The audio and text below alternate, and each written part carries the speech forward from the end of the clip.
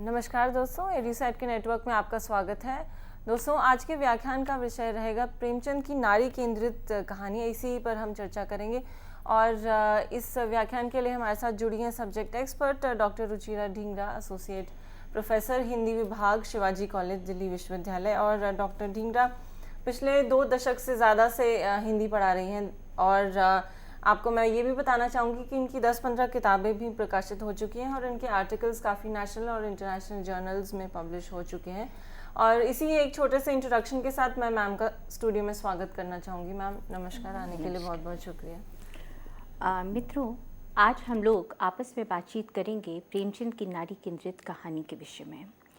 जैसा हम सभी जानते हैं कि प्रेमचंद ने, यद्यपि उन्हें उपन्यासकार प्रेमचंद के नाम से ख्याति प्राप्त है, किंतु उन्होंने लगभग 350 के करीब कहानियाँ लिखी हैं और हर कहानी में कहीं ना कहीं किसी न किसी रूप में नारी उनके केंद्र में रही है। कोई भी रचनाकार अपने परिवेश से, अपने जीवन के अनुभवों से, अपनी कहानियों की जो विचार बिंदु है उसको एकत्रित करता है और प्रेमचंद भी इसके अपवाद नहीं है। हम सभी जानते हैं कि हमारे आसपास निरंतर बहुत सारे बिंदु, बहुत सारी घटनाएं होती रहती हैं और हम उनसे प्रभावित होते हैं और उनसे अपने विचारों को पल्लवित और पोषित करते हैं। प्रेमचंद का अगर हम जीवन देखें तो शैशव काल में ही वो माता के प्रेम से वंचित हो गए थे और इसलिए उनकी कहानियों में हमें माता के दोनों रूप, माता और विमाता, दोनों ही मिलते हैं।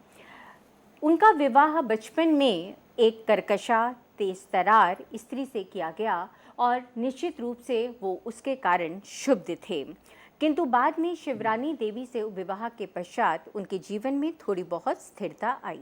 इस विषय में उनका कहना था, मेरे विवाहित जीवन में भी कोई रोमांस नहीं है, वह बिल्कुल साधारण ढंग का है। मेरी पहली पत्नी 1904 में मर गई।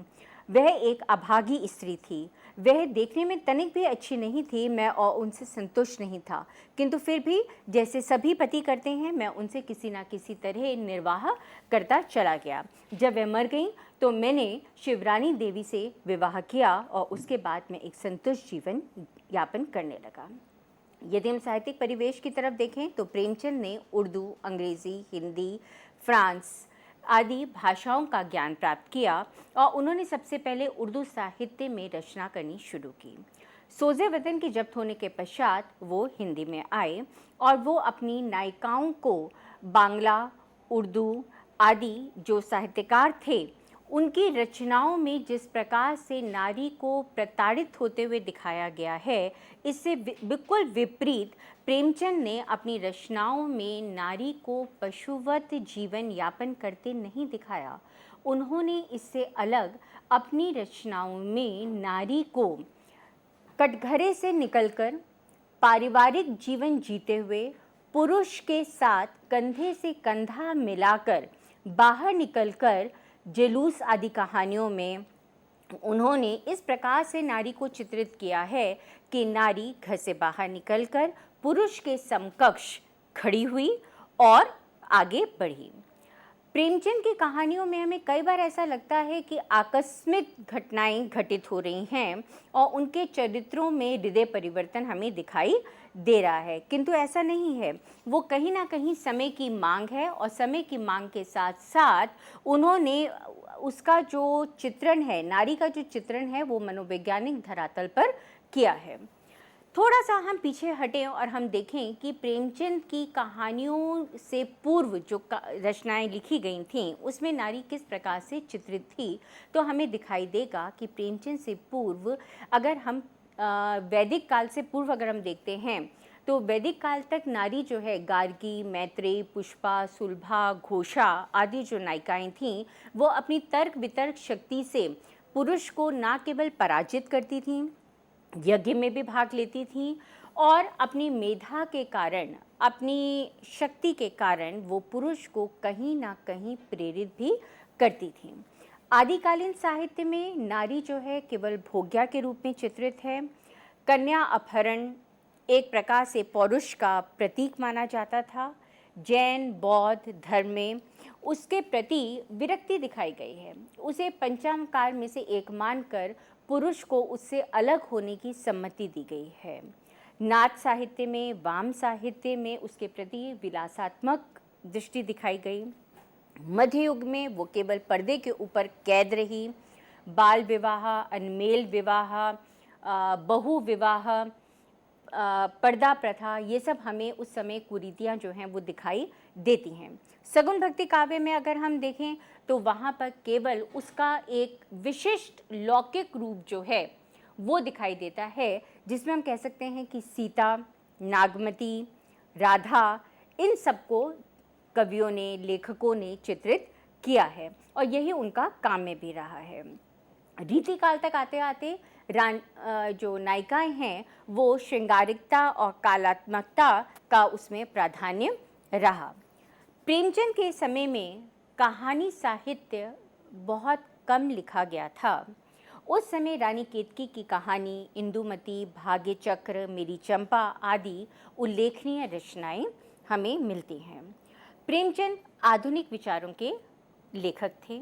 उन्होंने नारी को यदि सेवा, प्रेम, त्याग, पवित्रता, उदारता, सहिष्णुता आदि गुणों से युक्त दिखाया, तो उन्होंने अपनी रचनाओं में ये भी दिखाया कि नारी जो है वो शिक्षा प्राप्त करके पुरुष के साथ उसके समकक्ष खड़ी भी हो सकती है, उसकी प्रेरणा भी बन सकती है, और ना केवल प्रेरणा बन सकती है, यदि पुरुष उसके ऊपर अत्याचार करे तो वो उसका विरोध भी कर सकती है।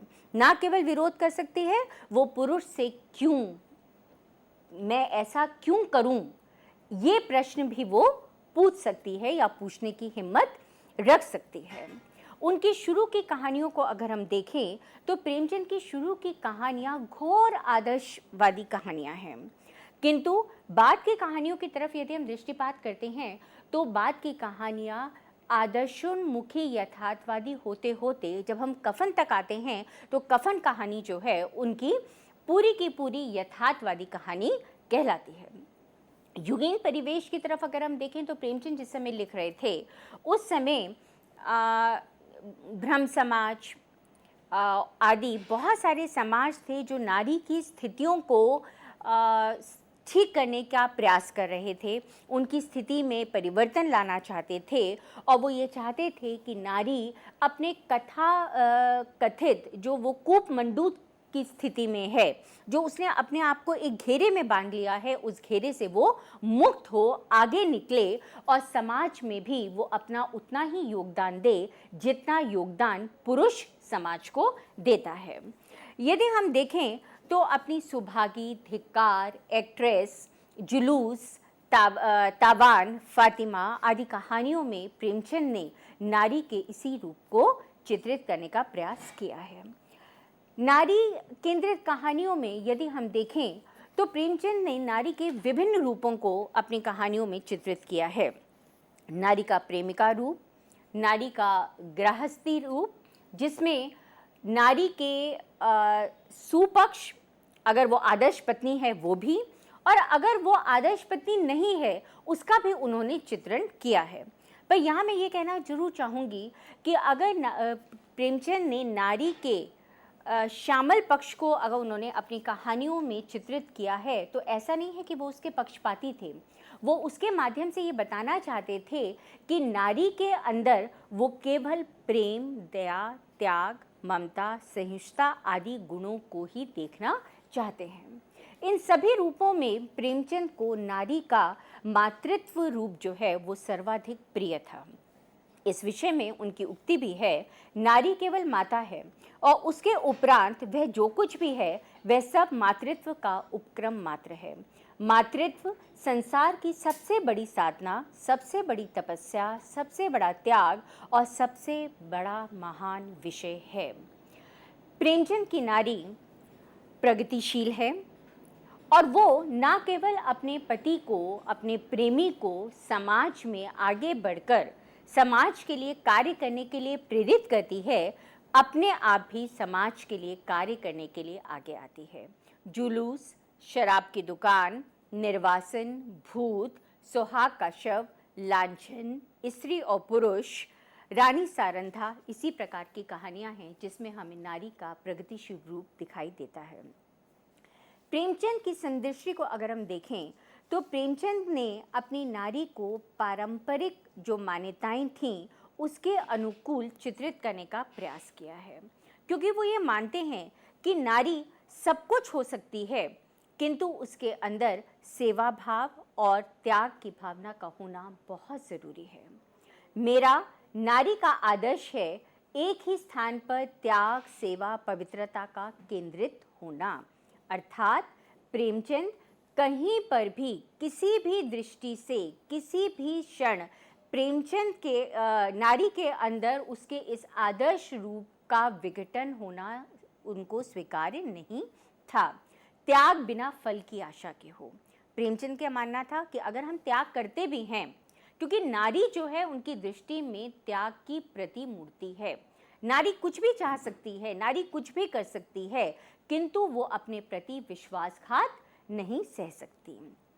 सेवा सदैव बिना असंतोष प्रकट किए हो और पवित्रता सीजर की पत्नी की भांति ऐसी हो जिसके लिए पछताने की आवश्यकता ना हो।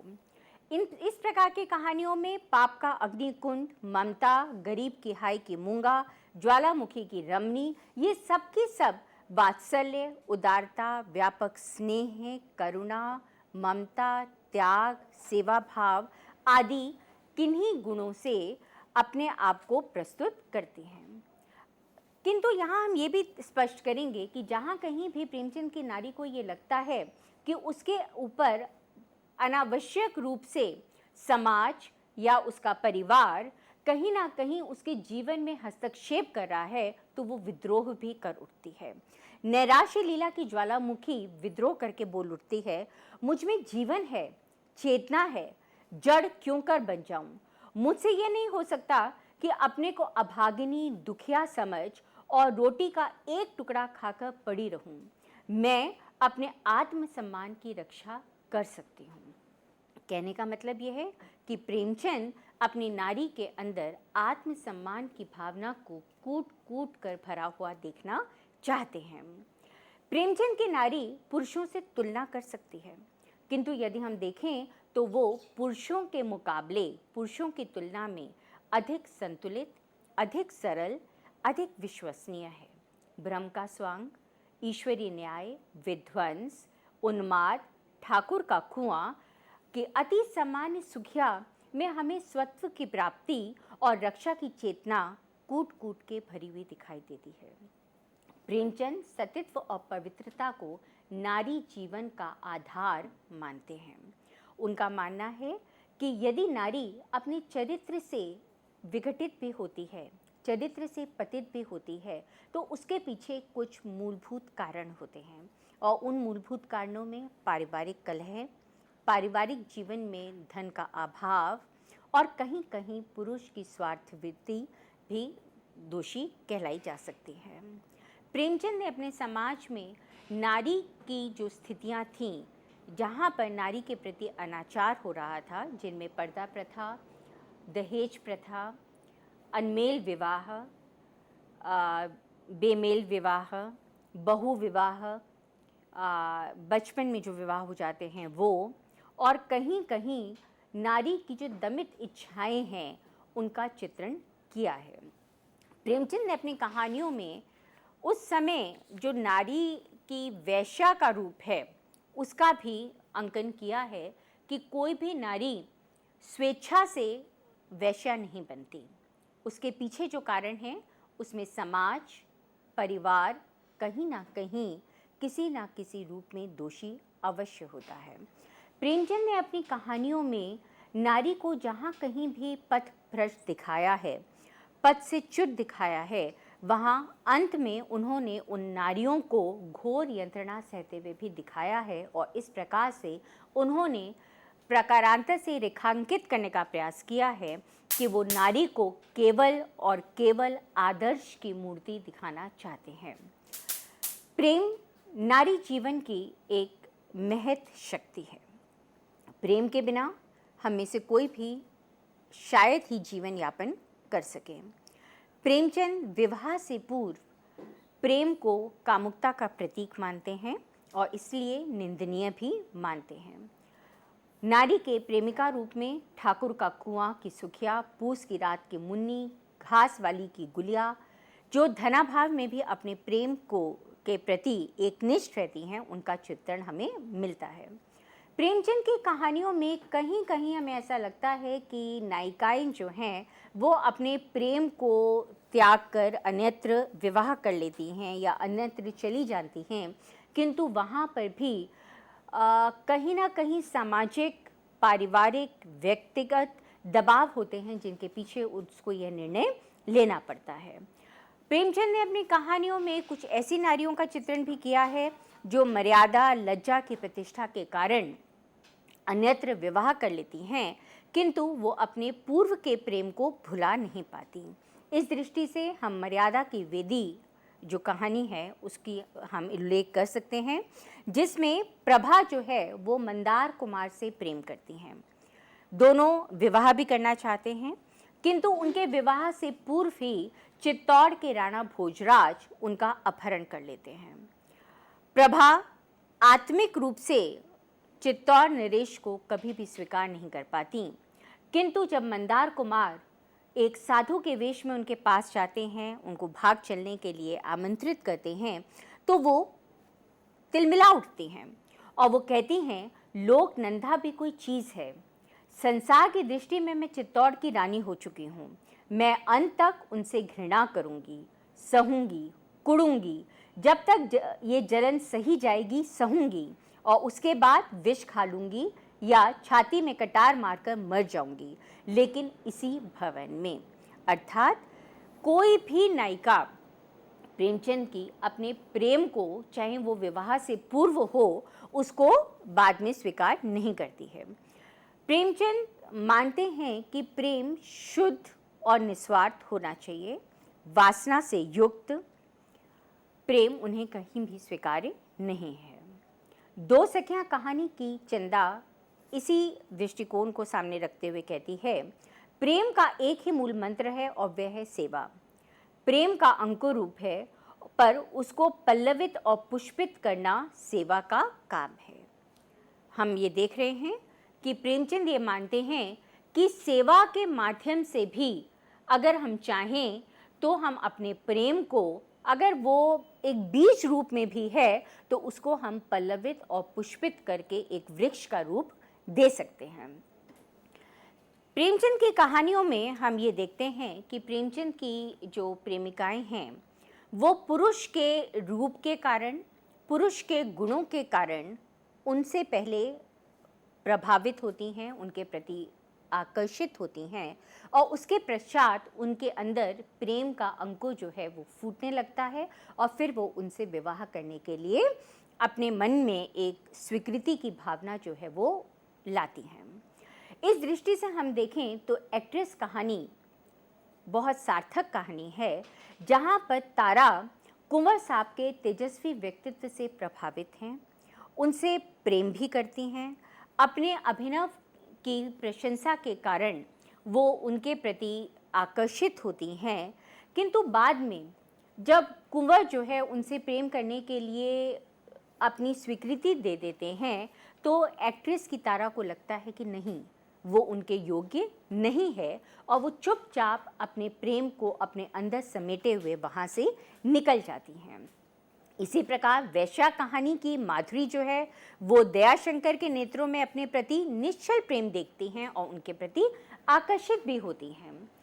प्रेमचंद समाज में उस प्रेम को स्वीकार करते हैं जो प्रेम समाज द्वारा स्वीकृत है, समाज द्वारा बनाए गए नियमों के प्रति वो बहुत ज़्यादा सतर्क हैं और इस बात को मानते हैं कि समाज ने जिन नियमों को बनाया है उसमें वो सफल हों। स्मृतिका पुजारी की मिस इंदिरा 50 वर्षीय विधुर होरीलाल से प्रेम करती हैं, उनसे शादी करना चाहती हैं। नायक भी उनसे प्रेम करते हैं, उनसे शादी करना चाहते हैं, और जब तिथि पास आने लगती है तो नायिका देखती हैं कि नहीं, होरीलाल जो हैं वो अपनी मृत पत्नी की स्मृति में निरंतर निमग्न रहते हैं और इस प्रकार से वो नायक के प्रेम को अस्वीकार कर देती हैं। प्रेमचंद की प्रेमिकाएं अपने प्रेम की शक्ति के कारण अपने नायक को उच्च भावनाओं से भी भर देती हैं। कहीं पर भी वो ये नहीं चाहती कि उनका नायक जो है वो अपने आदर्शों से पतित हो। इस दृष्टि से अगर हम देखें तो शोक का पुरस्कार की लीला कहीं ना कहीं कथानायक को प्रेरित करती है। कथानायक की पत्नी जो हैं वो अनपढ़ हैं और कथानायक लीला के प्रति आकर्षित होते हैं, उनसे विवाह करना चाहते हैं। लीला को जब ये पता चलता है कि कथानायक अपनी पत्नी का त्याग केवल इसलिए करना चाहते हैं क्योंकि पत्नी अनपढ़ हैं, तो वो चुपचाप उन्हें छोड़कर शिमला चली जाती हैं। पहले अपनी बीमारी का और फिर अपनी मृत्यु का झूठा तार उन्हें देती हैं। कथानायक को अपनी गलती का भान होता है, वो अपनी गलती स्वीकार करते हैं और अपनी पत्नी को दोबारा से अपने जीवन में स्थान देते हैं। निस्वार्थ त्याग, सेवा, प्रेम, बलिदान आदर्श प्रेम के महत्वपूर्ण गुण हैं। प्रेमचंद ने अपनी कहानियों में इस गुण को रेखांकित किया है। हार की जीत, सांसारिक प्रेम और देश प्रेम, एक्ट्रेस, रहस्य, विश्वास कहानियों में हम इसी प्रकार के प्रेम को देख सकते हैं। एक्ट्रेस कहानी में जो नायिका है वह कहती है, प्रेम की स्मृति में प्रेम के भोग से कहीं अधिक माधुर्य और आनंद है। ज़रूरी नहीं है कि यदि हम किसी से प्रेम करें तो वो प्रेम जो है वो विवाह तक जाकर ही खत्म हो। विवाह एक प्रेम का बिंदु हो सकता है, एक प्रेम की मंजिल हो सकती है, किंतु उसके आगे भी बहुत सारे रास्ते हैं। रहस्य कहानी की मंजिला पति के द्वारा किए गए अत्याचारों से शुद्ध हैं। पति का घर छोड़कर चली जाती हैं और जिस आश्रम में जाकर वो आश्रय लेती हैं वहाँ के संचालक विनय से के प्रति आकर्षित होती हैं और उनसे प्रेम करने लगती हैं, किंतु वो विनय को उसके आदर्शों से गिराना भी नहीं चाहती। और जब वो देखती हैं कि विनय उनके प्रति बहुत ज़्यादा मोहित हैं, बहुत ज़्यादा आकर्षित हैं, तो वो विनय को छोड़कर चली जाती हैं। ऐसा नहीं है कि प्रेमचंद की कहानियों में हमें केवल प्रेम का आदर्श रूप ही दिखाई देता है। प्रेमचंद ने अपनी कहानियों में प्रेम के विकृत रूप को भी दिखाया है और विकृत रूप को दिखाने के पश्चात प्रेमचंद ने हमें यह बताने का प्रयास किया है कि नहीं, प्रेम का यह रूप उन्हें कभी भी स्वीकार्य नहीं है। इस प्रकार की कहानियों में हमें दारोगा जी कहानी दिखाई देती है। दारोगा जी की कहानी में लैला अपने पति से भी प्रेम करती है, साथ साथ वो मीर से प्रेम करती है और दारोगा जी से प्रेम करती है और तीनों के प्रति वो एक निष्ठ होने का स्वांग रचती है। प्रेमचंद इस स्थिति से बहुत अच्छी तरह से तालमेल बिठाते हैं और वो एक दिन ऐसा चक्र रचते हैं कि मीर और दारोगा जी जब लैला के साथ हैं तो उसी समय उनका पति घर आ जाता है। जोर जोर से दरवाज़ा खटखटाता है, लैला घबरा जाती है और इस हड़बड़ाहट में वो मीर और दारोगा जी को एक ही कमरे में बंद कर देती है। विचित्र स्थिति है, पति द्वारा पकड़ लिए गए हैं और उसके बाद दारोगा मीर का साथी बनकर बच जाता है और क्रुद्ध पति मीर की नाक काट लेता है। ज्वालामुखी कहानी की चरित्र नायिका ऐशगढ़ की रूपवती विलासिनी स्वामिनी एक विचित्र प्रेम का परिचय देती है। वो विज्ञापनों द्वारा नवयुवकों को आकर्षित करती है, अपने यहाँ बुलाती है, नौकरी देने का लालच देती है और वो प्रेम पत्र उनसे लिखवाती है। इस प्रकार वो इन नवयुवकों से अपनी काम वासना को पूरा करती है, किंतु प्रेमचंद को तो ये स्वीकार नहीं है और इसलिए वो इस कहानी में प्रतीक के रूप में इस बात को चित्रित करने का प्रयास करते हैं कि ये भोगवादी जो संस्कृति है, जहाँ पे प्रेम को हम लोगों ने एक खिलवाड़ बना दिया है, वो हमारे जीवन को कहीं ना कहीं दीमक की तरह अंदर ही अंदर खोखला कर रही है, हमें हमारे आदर्शों से नीचे गिरा रही है। फातिहा कहानी की नायिका तूरिया अपने पिता की कैद में बंदी मेजर साहब को छुड़ाती है और पिता द्वारा मेजर साहब से मांगे गए रुपयों को जल्दी ही वापस करने का आश्वासन लेकर मेजर को उसके परिवार के पास वापस भेज देती है। मेजर तूरिया से बहुत ज़्यादा वादे करता है, उसे कहानियाँ सुनाता है, उसे ये तो बताता है कि मेरी पत्नी है, किंतु उसको वो मर गई है या उससे अलग हो गई है, इस प्रकार की मनगढ़ंत कहानियाँ सुनाकर उसके प्रति एक प्रेम भावना अपने प्रति उसके मन में उत्पन्न कर देता है। 3 वर्ष के बाद तूरिया काबली औरत के वेश में मेजर साहब के पास जाती है और उनसे विवाह की याचना करती है, किंतु वहाँ जाकर वो सन्न रह जाती है जब वो देखती है कि मेजर जो हैं वो अपने परिवार के साथ बहुत सुखी जीवन यापन कर रहे हैं। ऐसे में तूरिया का विरोध अपने चरम पर पहुंच जाता है और वो उसकी पत्नी की हत्या कर देती है और उसे कहती है, तेरे लिए मैंने बाप घर सब कुछ छोड़ दिया, लेकिन तू झूठा है, मक्कार है, तो अब अपनी बीबी के नाम को रो और मैं तेरे नाम को रोऊंगी। कहने का मतलब ये है कि प्रेमचंद की नायिकाएं प्रेम करती हैं, पर प्रेम के साथ वो प्रेम का प्रतिदान प्रेम के रूप में ही स्वीकार करती हैं।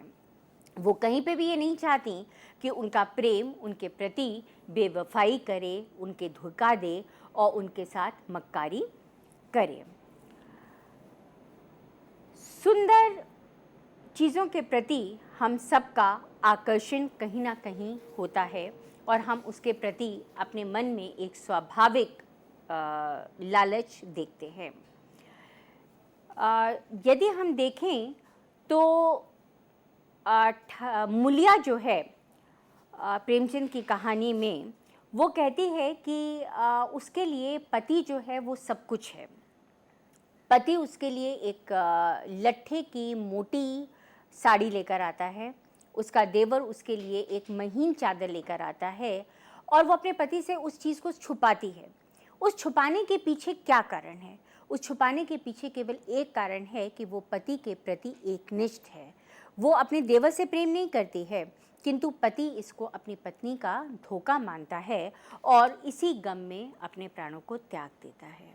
मुलिया की एकनिष्ठता कलुआ को खोकर चीख उठती है और वो अपने देवर के प्रणय अनुरोध को ठुकरा देती है और कहती है, तुम्हारे लिए और दुनिया के लिए वे नहीं है, मेरे लिए वे अब भी वैसे ही जीते जागते हैं, मैं अभी उन्हें वैसे ही बैठा हुआ देखती हूँ और मैं उनके प्रति अभी भी उतनी ही एकनिष्ठ हूँ। हिंसा परमो धर्म कहानी की इंदिरा अपने सतीत्व की रक्षा करने के लिए मुसलमानों से संघर्ष करती है। उसे जिस जगह पर कैद कर लिया जाता है और उसे इस बात के लिए बाध्य किया जाता है कि वो मुसलमान धर्म अपनाकर एक मुसलमान से विवाह करे, वो इस बात का घोर विरोध करती है। मुसलमान व्यक्ति उससे निकाह करने से पहले उसके प्रेम को देखकर उससे प्रभावित होता है और उसके प्रति अपनी गर्दन को झुकाता है और उसको कहता है कि मैं इस बात को स्वीकार करता हूँ कि तुम अपने पति के ही प्रति एकनिष्ठ हो। आबरू के सामने जान की कोई हकीकत नहीं है। तुम मेरी जान ले लो पर मेरी आबरू नहीं ले सकते। ये प्रेमचंद की नारी है जो अपने आबरू के लिए अपनी जान देने के लिए भी तैयार रहती है। घास वाली कहानी में महावीर चमार की भ्राता मुलिया के सौंदर्य पर वहाँ का जागीरदार जो है वो बहुत ज़्यादा मुग्ध है और उससे प्रेम करना चाहता है, किंतु वो उसे अस्वीकार कर देती है। अगर मेरा आदमी तुम्हारे औरत की तरह तुमसे बात करता तो तुम्हें कैसा लगता? तुम उसकी गर्दन काटने के लिए तैयार हो जाते या नहीं? प्रेमचंद की नारी अपनी आबरू को बचाने के लिए अपनी जान को भी कहीं ना कहीं उत्सर्ग करने का प्रयास करती है। उसका स्वाभिमान और दृढ़ता चैन सिंह को कहीं ना कहीं घबरा देता है। वो चैन सिंह को इस बात के लिए कहता है कि नहीं, ये वो जो आचरण कर रहा है वो गलत कर रहा है और वो मुलिया से माफ़ी मांगता है। प्रेमचंद ने अपनी कहानियों में प्रेम के आदर्श रूप को दिखाया है। न्याय, ठाकुर का कुआं, पूस की रात, माँ, बाबा जी का भोग कहानियाँ इसी प्रकार की कहानियाँ हैं जहाँ प्रेमचंद ने नारी के आदर्श रूप को दिखाने का प्रयास किया है। ठाकुर का कुआं की गंगी अपने रुग्ण पति जोखू को गंदा पानी पीते हुए देखती है और वो ठाकुर के कुएं के पास जाती है और वो वहाँ से पानी लाने का प्रयास करती है। हाथ से रस्सी टूट जाती है, छन से बर्तन गिरता है और पानी में से आवाज़ निकलती है। गांव के लोग जाग जाते हैं और ऐसे में गंगी को वहाँ से भाग जाना पड़ता है। जब वो घर वापस आती है वो देखती है कि उसका पति वही गंदा पानी पी रहा है और इस प्रकार से प्रेमचंद ने ये देखा कि किस प्रकार से नारी जो है वो अपने पति की रक्षा के लिए, पति को एक अच्छा जीवन देने के लिए समाज से, जाति से संघर्ष करती है। पूस की रात की नायिका जो है वो अपने पति हल्कू को निरंतर खेत में काम करने के लिए सहयोग देती है और किसी ना किसी तरह मजूरी से 3 रुपए बचाकर रखती है।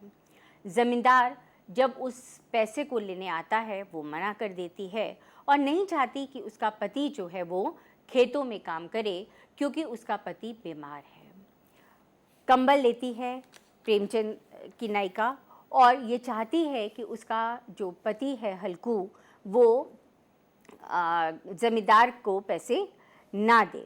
वह उसे खेती नष्ट हो जाने के लिए भी कहती है, चिंतित होती है, किंतु पति के पेट दर्द का जिक्र करते ही वो इस बात को मान जाती है और जो उसने 3 रुपए बचाए थे कंबल के लिए वो उसको दे देती है। प्रतिकूल परिस्थितियों में प्रेमचंद की नारी जो है वो प्रेरणा बनकर उपस्थित होती है। उसके अंदर दया, ममता, प्रेम, त्याग की भावनाएं हमें दिखाई देती हैं और इस प्रकार की कहानियों में हमें भाड़े का टट्टू की जो नायिका है वो हमें ज़्यादा ठीक लगती है। कहानी में निम्न वर्गीय बुद्धिया संवेदना शून्य है और माधव की शोषण का शिकार होती है। कुपोषण के कारण और प्रसव वेदना के साथ जब बुद्धिया निरंतर रोती है, चिल्लाती है तो भी माधव और घीसू के ऊपर कोई फर्क नहीं पड़ता। उसके मृत्यु के पश्चात उनके शोषण की प्रक्रिया पूर्ववत चलती रहती है। उसके कफन के लिए मंगाए गए रुपयों से वो खूब खाते हैं, पीते हैं, शराब पीते हैं और निर्जीव बुद्धिया का शव दूसरों की दया पर निर्भर रहता है। उनका मानना है बुद्धिया तो मर गई, कोई बात नहीं, हम खाते हैं, पीते हैं, कितनी अच्छी थी, जब तक जीवित रही तब तक हमारे खाने पीने का ध्यान रखा और मरने के बाद भी देखो हमें खाने के लिए उसने कितना दिया। नया विवाह कहानी की लीला 25 वर्ष का सुखद दाम्पत्य जीवन जीने और भोगने के पश्चात पति की आंखों में खटकने लगती है और उनका वैश्यागामी होना पत्नी को अंदर ही अंदर खोखला करने लगता है और वो इसी शोक में स्वर्ग सिधा जाती हैं। पुरुष प्रधान समाज में नारी के लिए और पुरुष के लिए दोहरे मापदंड हमें दिखाई देते हैं। यहाँ पर भी उच्च, निम्न और मध्य वर्ग की नारियों के लिए अलग अलग मानदंड, अलग अलग नियम, अलग अलग कायदे हमें दिखाई देते हैं। उच्च वर्गीय नारियों को किसी भी बात की परवाह नहीं होती, वो खाती हैं, पीती हैं और पुरुष को एक प्रकार से अपने ठेंगे पर रखती हैं।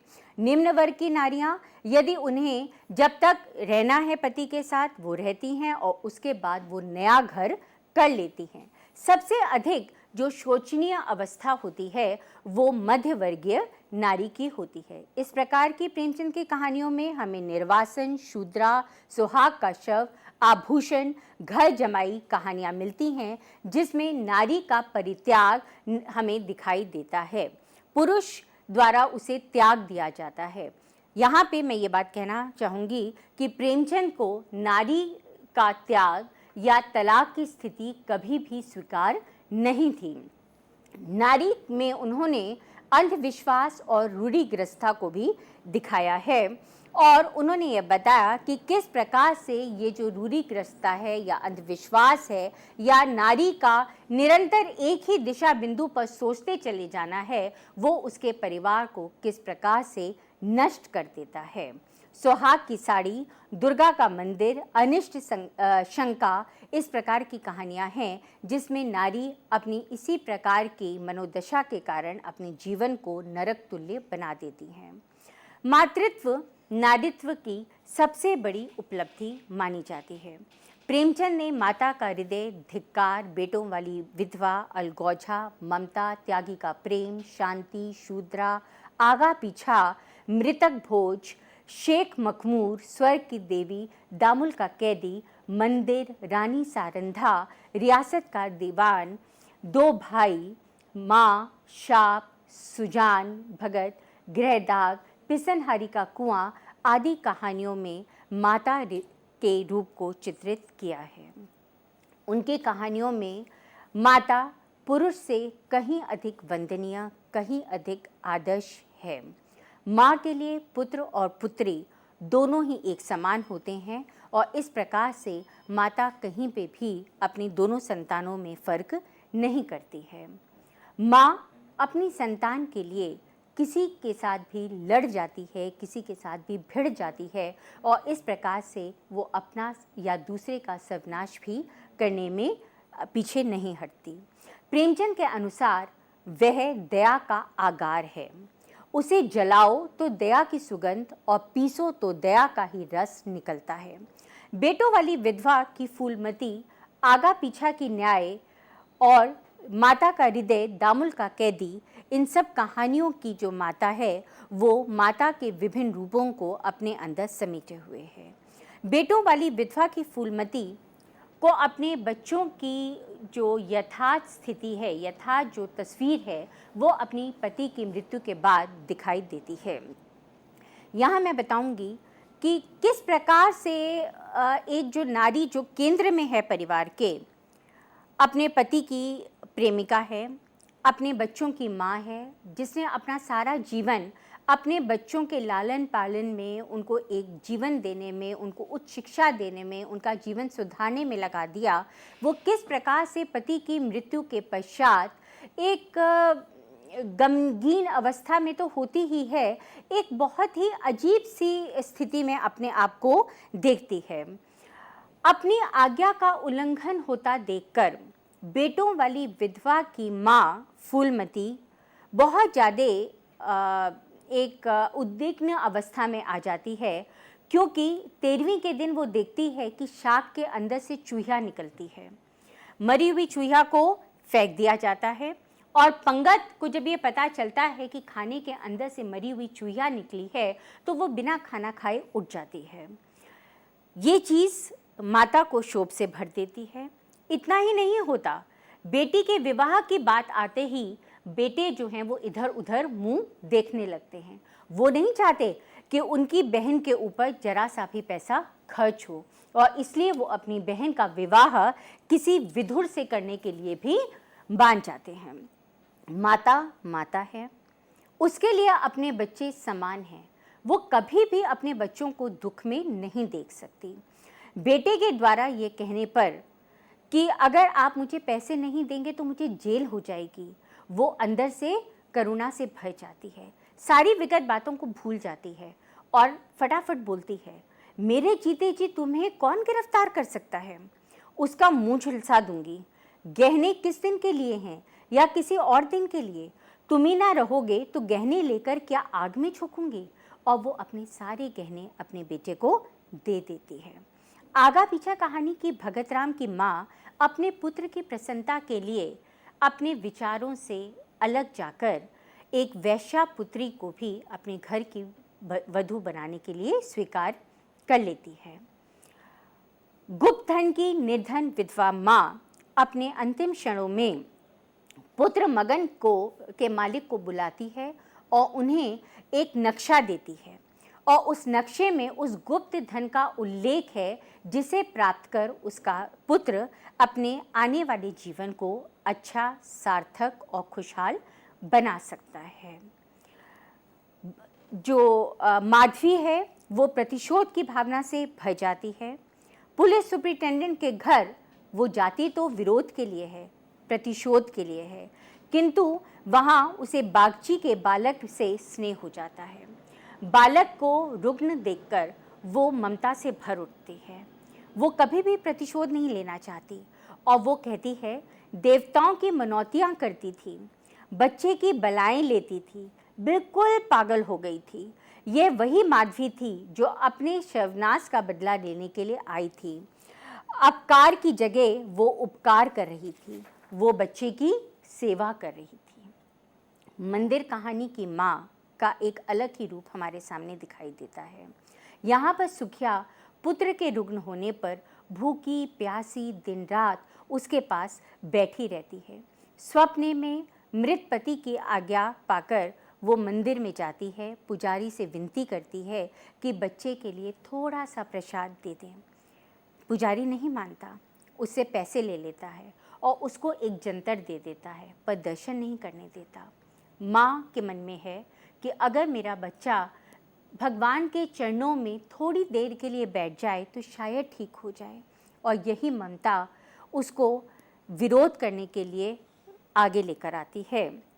वो ताला तोड़ती है, मंदिर में जाकर दर्शन करने का प्रयास करती है और इसी आपाधापी में लोग एकत्र हो जाते हैं, चीखते हैं, चिल्लाते हैं, मारते हैं और उसकी गोद से बच्चा जो है नीचे गिर पड़ता है। प्रेमचंद भी करा उठते हैं और प्रेमचंद कहते हैं, माता तू धन्य है, तुझ जैसी निष्ठा, तुझ जैसी श्रद्धा, तुझ जैसा विश्वास देवताओं को भी दुर्बल है। यहाँ मैं ये कहना चाहूँगी कि प्रेमचंद ने माता को कितना ऊंचा स्थान दिया है, जो देवताओं के समकक्ष है। प्रेमचंद की दृष्टि में आदर्श माता संतान की प्रकृति में, संतान के चारित्रिक जो उसकी दृढ़ता है उसको बनाने में अपना महत्वपूर्ण योगदान देती है। रानी सारंधा की सारंधा अपने पुत्र को आगे बढ़ने के लिए प्रेरित करती है। वो इस बात से दुखी नहीं है कि उसके पुत्र ने घोड़े को वापस कर दिया, वो छिन जाने के दुख से दुखी नहीं है। वो इस बात से दुखी है कि उसके पुत्र ने विरोध क्यों नहीं किया, क्यों उसका पुत्र चुपचाप घोड़ा देकर वापस आ गया। वो कहती है, मुझे इसका शोक नहीं कि घोड़ा हाथ से गया, शोक है कि तू उसे खोकर जीता क्यों वापस आया। क्या तेरे शरीर में बुंदेलों का रक्त नहीं है। उसे इस बात का दुख है कि अगर उसका बच्चा विरोध करता, प्रतिकार करता, तो शायद वो उतना कायर दिखाई नहीं देता। प्रेमचंद की नारियां लांछित और अपमानित होकर जीवित नहीं रहना चाहती, वो अपनी स्थिति का विरोध करती हैं। रियासत की दीवान की सुनीता अपनी सत्य निष्ठा और स्वाभिमानी पुत्र को देश निकाला दिए जाने पर स्वयं भी उसके साथ वापस चली जाना चाहती है। वो अपने लोभी पति के द्वारा रोके जाने पर, आर्थिक सहायता दिए जाने पर विरोध करती है और वो कहती है, मुझे तुम्हारी सहायता की ज़रूरत नहीं है, तुम्हें अपना पद, अपना सम्मान प्यारा है, उसका आनंद से उपयोग करो। मेरा लड़का और कुछ ना कर सकेगा तो पाव भर आटा लाकर तो कमाकर दे ही देगा। इस प्रकार हमने देखा कि प्रेमचंद की नारी अपने स्वाभिमान के साथ अपनी ज़िंदगी जीना चाहती है। प्रेमचंद की कहानियों में हमें नायिका के अनेक रूप और भी दिखाई देते हैं, जिसमें चिकित्सा का रूप, विधिवेत्ता का रूप, वैश्या का रूप हमें दिखाई देता है। और इन सब के माध्यम से प्रेमचंद ने अपनी कहानियों में नारी के विभिन्न रूपों को दिखाया है।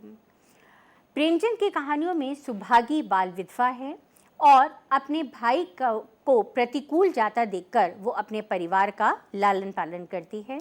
उसके रूप और गुण और परिश्रम से प्रभावित होकर जो ठाकुर हैं वो उसको अपनी पुत्रवधू बनाना चाहते हैं।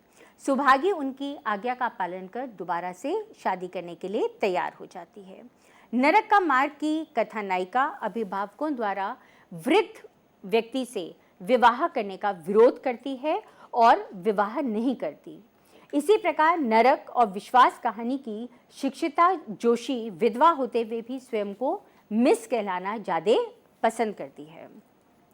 आगा पीछा कहानी की वैश्यापुत्री दया कृष्ण और भगत राम के ना अपनाने पर उनको धिक्कारती है और स्वाभिमान से अपने जीवन को जीने की कोशिश करती है। वह कहती है, तुम अब भी मन से यह स्वीकार नहीं कर पा रहे हो कि कोई स्त्री स्वेच्छा से रूप का व्यवसाय नहीं करती। पैसे के लिए अपनी लज्जा को उघाड़ना तुम्हारी समझ में कुछ ऐसा आनंद की बात है जिसे वैश्या शौक से करती है। प्रेमचंद की कुछ नायिकाएं अविवाहिता होकर भी अपने जीवन को बहुत अच्छी तरह से जीती हैं और कुछ रखेलों की ज़िंदगी भी जीती है। पर यहाँ पर प्रेमचंद ने ये बताने की कोशिश की है कि इस प्रकार का जीवन कोई भी नारी जीवन यापन नहीं करना चाहती। प्रौढ़कालीन कहानियों में प्रेमचंद की नारियाँ जो हैं वो देश की प्रगति में आगे आती हैं और राष्ट्रभक्ति में अपना योगदान देती हैं। जेल, शराब की दुकान, समर यात्रा, माँ, होली का उपहार, स्वामिनी, दूध का दाम, जुगनू, दिल की रानी, लैला आदि कहानियाँ हमें इसी प्रकार की दिखाई देती हैं। जेल कहानी की शमा और मृदुला न केवल स्वतंत्रता आंदोलन में खुलकर भाग लेती हैं और अन्य जो देशवासी हैं उनको भी खुलकर भाग लेने के लिए प्रेरित करती हैं। मृदुला जेल की सुरक्षित सीमा से भारत माता की जय ध्वनि का घोष करती है। शराब की दुकान की नायिका गांधी जी के आदर्शों पर चलकर शराब का निषेध करने का आह्वान करती है और शराब की दुकान पर धरना देती है। इसी प्रकार समर यात्रा, होली का उपहार, जुलूस कहानी में भी हमें नायिकाएं जो हैं वो देश रक्षा के लिए आगे बढ़कर आने की बात करती हैं। अंत में हम ये बात कह सकते हैं कि प्रेमचंद की नारियां जो हैं वो विधाता की अनुपम सृष्टि हैं, अनुपम रचना है और अपनी रचनाओं के माध्यम से प्रेमचंद ने नारी के इन्हीं आदर्श रूपों को दिखाने का हमारे सामने प्रयास किया है। उनकी प्रारंभिक कहानियों में आदर्श यथार्थवाद और आदर्शों उन्मुखी यथार्थवाद दिखाई देता है, किंतु अंत की कहानियों में कफन तक आते आते उनकी कहानियाँ जो हैं वो घोर यथार्थवादी कहानियाँ हैं और यहाँ पर हम नारियों के अनेक रूप जो हैं वो हम देखते हैं। धन्यवाद। बहुत बहुत शुक्रिया मैम। और जैसे कि आपने हमें बताया कि प्रेमचंद की जो किरदार हैं, अलग अलग नारियां हैं, वो अलग अलग तरह से रोल प्ले करती हैं। जैसे कि आपने कहा कि वो आदर्श नारी दिखाने की कोशिश करते हैं, पर इसी से जुड़ा हुआ एक सवाल मैं आपसे करना चाहूँगी कि अगर वो आदर्श रूप दिखाना चाहते हैं तो क्या ये रियलिटी है? क्योंकि आदर्श होना मेरे हिसाब से काफ़ी एक मुश्किल है और जिस तरह से वो किरदार दिखाते हैं उसकी जो भी कठिनाई है और मेरे ख्याल वो इसी वजह से भी उत्पन्न हो जाती हैं क्योंकि वे आदर्श हैं।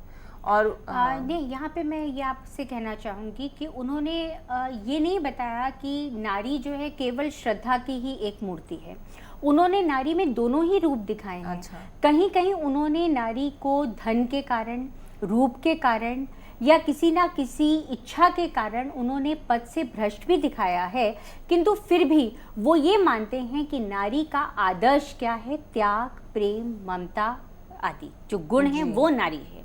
क्योंकि वो कहते हैं कि अगर पुरुष में नारी के गुण हो जाएं तो वो देवता बन जाएगा और अगर नारी में पुरुष के गुण आ जाते हैं तो वो उल्टा बन जाती है। जी, बहुत ही एक अच्छी सी बात बताई आपने। हमारे साथ काफ़ी कुछ शेयर किया प्रेमचंद के बारे में, जो जिस तरह से वो नारी को से दर्शाते हैं। और आपने हमसे बात की कि उनकी कुछ कहानियों में नारी जो है पुरुष के से कंधे से कंधा मिलाकर चलती हुई दिखाई गई हैं। कुछ में ऐसा भी है कि वो पुरुष को प्रेरित भी करती हैं। जी। तो इसी तरह से क्योंकि हमारे पास बहुत कम समय बाकी, मैं आपसे एक छोटा सा आखिरी सवाल करूँगी कि जिस विषय पे हमने आज बात की, क्या इस पर कुछ रिसर्च भी चल रही हैं? मेरे ख्याल से काफ़ी हो चुकी हैं। और क्या इसमें कोई नयापन आ सकता है कि क्योंकि प्रेमचंद पर तो बहुत देखिए, प्रेमचंद केवल अपने समय के रचनाकार नहीं है। प्रेमचंद को अगर हम आज भी पढ़ रहे हैं या पढ़ा रहे हैं तो वो इसीलिए कि प्रेमचंद ने जिन विचार बिंदुओं को अपनी कहानियों में समेटा है वो हमें आज भी अपने आसपास दिखाई देते हैं, बिखरे हुए देते हैं। और आज भी हम उनकी नारियों को, ये नहीं है कि वो केवल उनके समय की नारियां थी, आज भी अगर हम देखें तो हमें बुधिया जैसे कैरेक्टर जो हैं वो हमें आज भी हमें दिखाई देते हैं। आज भी हमें दिखाई देते हैं कि समाज में नारी की स्थिति, हम कितने भी विचार विमर्श कर लें, कितने भी हम कॉन्फ्रेंसेस कर लें, पर आज भी कहीं ना कहीं नारी स्थिति जो है वो द्वयम स्थिति पे ही दिखाई देती है। बिल्कुल, तो ये मेरे ख्याल से अगर जो हमारे व्यूअर्स हैं वो देख सकते हैं और इसको एक पोटेंशियल रिसर्च टॉपिक की तरह से भी देख सकते हैं, क्योंकि आज के कॉन्टेक्स्ट में उसको रिलेट करके वो किस तरह से ये प्रेमचंद रेलेवेंट है और उनकी स्टोरीज जो हैं, आज हमने जिन नारी केंद्रित कहानियों पर बात की, शायद जो मैम ने मेंशन भी की हैं, आप उनको एज अ केस स्टडी ले सकते हैं। बिल्कुल। तो दोस्तों इसी पॉइंट पर हम आपसे इजाज़त लेंगे, पर आपको अश्योर करेंगे कि और भी ज़्यादा दिलचस्प लेक्चर्स और प्रेमचंद के बारे में हम और भी बात करेंगे। तो इसी के साथ मैम आने के लिए बहुत बहुत शुक्रिया। शुक्रिया दोस्तों, देखते रहिए। नमस्कार।